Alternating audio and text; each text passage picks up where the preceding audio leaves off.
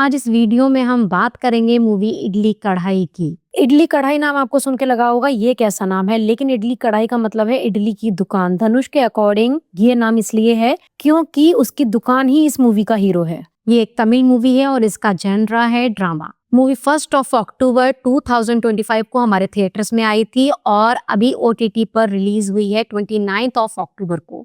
तो जैसे ही मुझे पता चला ये मूवी आ गई है, मैंने इसे तुरंत देखा क्योंकि धनुष की मूवी हो और मैं छोड़ दूं, मतलब मैं अपने साथ इतनी बड़ी नाइंसाफी तो नहीं कर सकती क्योंकि धनुष मुझे बहुत पसंद है।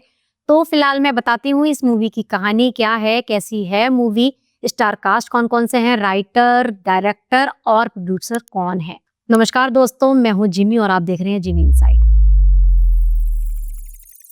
मूवी के डायरेक्टर हैं धनुष, को प्रोड्यूसर भी हैं धनुष और कमाल की बात है कि राइटर भी हैं धनुष और मेन लीड में भी धनुष ही नजर आएंगे। जी हाँ, इनका नाम है इस मूवी में मुर्गन। और स्टार कास्ट कौन कौन सी हैं वो भी मैं आपको बताती हूँ।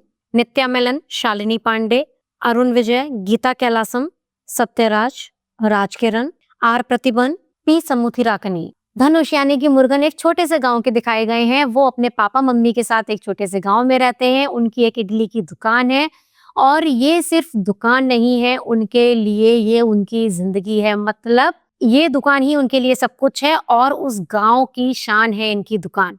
उनके पापा और मम्मी ने मिलकर के ये दुकान अपने हाथों से बनाई थी, मतलब एक एक नींव उन्होंने खुद रखी थी इस दुकान की और धनुष को सिखाते थे कि कैसे हम इडली बनाते हैं, कैसे हमें बनानी चाहिए।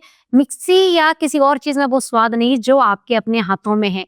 बस यही सब देख के धनुष चले जाते हैं इसी चीज की पढ़ाई करने बैंकॉक। उनके सपने थोड़े से बड़े होते हैं और वो बैंकॉक में ही शेफ बन जाते हैं। जिस कंपनी में वो काम करते हैं वहां पर मीरा नाम की लड़की से इनकी मुलाकात होती है और ये उनसे शादी के बंधन में बंधने वाले होते हैं और वो लड़की इस कंपनी की मालकिन होती है। लेकिन उस लड़की के अलावा उनके फादर और जो भाई बने हुए हैं उस लड़की के, वो उसको ज्यादा पसंद नहीं करते हैं, एक नौकर के तरीके से ट्रीट करते हैं। कहीं ना कहीं धनुष को बुरा लगता है लेकिन फिर भी गांव में कुछ नहीं रखा ये सोचकर वो सब कुछ बर्दाश्त कर रहे होते हैं। अचानक धनुष के पास फोन आता है कि उनके पापा नहीं रहे, यानी कि उनकी डेथ हो चुकी है। ये सुन के धनुष टूट जाते हैं, बहुत परेशान होते हैं और वो अपने पापा का अंतिम संस्कार करने के लिए अपने गांव में पहुंचते हैं। वहां के लोग धनुष को ज्यादा अच्छी नजरों से नहीं देखते। वो यही कहते हैं कि अकेले माँ बाप को छोड़कर ये शहर में जाकर के बस गया है। गांव के लोग उन्हें पसंद नहीं करते हैं, फिर भी जैसे तैसे करके वो अपने पापा का अंतिम संस्कार करते हैं। लेकिन उनकी मम्मी पूरी तरीके से टूट चुकी होती हैं। वो अपनी मम्मी से कहते हैं आप मेरे साथ चलो। उनकी मम्मी मना कर देती है कि नहीं, यहाँ के लोग मुझे जानते हैं, शहरों में कोई किसी को नहीं जानता, मैं अपनी बची हुई जिंदगी वहां नहीं काट पाऊंगी। ये कह के उनकी मम्मी भी सो जाती हैं, रात हो चुकी होती है लेकिन सवेरे उनकी मम्मी नहीं उठती हैं, मतलब उनकी मम्मी भी मर चुकी होती हैं। ये सीन बहुत इमोशन भरा है, बहुत ज्यादा रोना आ जाएगा आपको। धनुष टूट चुके होते हैं कि अचानक एक साथ उनके पापा मम्मी मर चुके हैं, वो करें तो क्या करें, जाएं तो कहाँ जाएं। ये सब कुछ निपटाने के बाद उन्हें समझ नहीं आता है वो दुकान का क्या करेंगे। लोग उन्हें सलाह देते हैं कि दुकान अपनी बेच दो, तुम्हारा यहाँ कुछ नहीं रखा है, तुम्हारी सारी जिंदगी बैंकॉक में ही है। उनको गांव वालों की बातें ठीक लगती हैं। वो दुकान जैसे ही बेचने जा रहे होते हैं लेकिन तभी दुकान से जुड़ी बातें, यादें उनको दोबारा से ताजा होनी शुरू हो जाती हैं। उनको यही लगता है कि कैसे मेरे मम्मी पापा ने मिल के ये दुकान बनाई थी, कितने बजे वो उठते थे, कितनी मेहनत करते थे, किस तरीके से वो भी दुकान जाते थे जब वो छोटे थे। ये सब सोच के वो अपनी दुकान नहीं बेचते हैं और वो दुकान में काम करना शुरू करते हैं। बस यही सब इसमें दिखाया गया है, कैसे फिर बैंकॉक से लोग आते हैं जहाँ पर ये काम करते हैं। उनकी बेटी की शादी नहीं होती है जिस डेट पर फिक्स हुई होती है। वो लोग कैसे डराते धमकाते हैं, कितनी मारपीट करते हैं, किस तरीके से वो उन लोगों से माफी मांगता है और किस तरीके से गाँव में अपनी नई जिंदगी शुरू करता है। यही सब दिखाया गया है इस मूवी में। मतलब इस मूवी में एक मैसेज दिया गया है कि जो लोग अपने घर वालों को छोड़ करके शहर में चले जाते हैं पैसे कमाने या नए तरीके की जिंदगी जीने, वो कहीं ना कहीं लौट करके अपने गांव वापस जरूर आते हैं क्योंकि शहर में उनको कोई नहीं जानता, जो कि सच्चाई है। आप कितना भी पैसा कमा लो, आप लोग नहीं कमा सकते, आप लोगों का प्यार नहीं कमा सकते।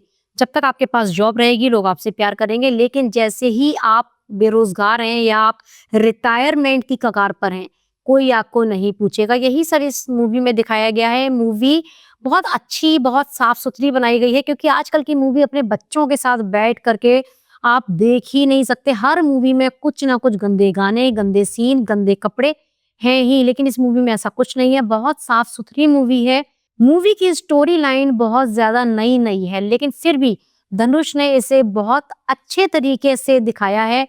एक नया एंगल दिया है, म्यूज़िक बहुत अच्छा है, डायलॉग्स भी अच्छे हैं, इमोशनल सीन्स बहुत अच्छे हैं, मतलब आप लोग ज़रूर देखें। एक पारिवारिक मूवी है, मतलब इस मूवी में ये भी दिखाया गया है आप कितनी भी नौकरी कर लें लेकिन अपना काम अपना ही होता है। जितनी इज़्ज़त आपको अपने काम में मिलेगी, दूसरों के यहाँ कितनी भी बड़ी पोस्ट में कितने भी पैसे कमा करके नहीं मिलेगी। इस मूवी की लागत थी 100 करोड़ से 105 करोड़, लेकिन बॉक्स ऑफिस में इसने 71.32 करोड़ रुपीस कमाए हैं। अब देखते हैं ओटीटी पर इसका क्या फीडबैक रहता है।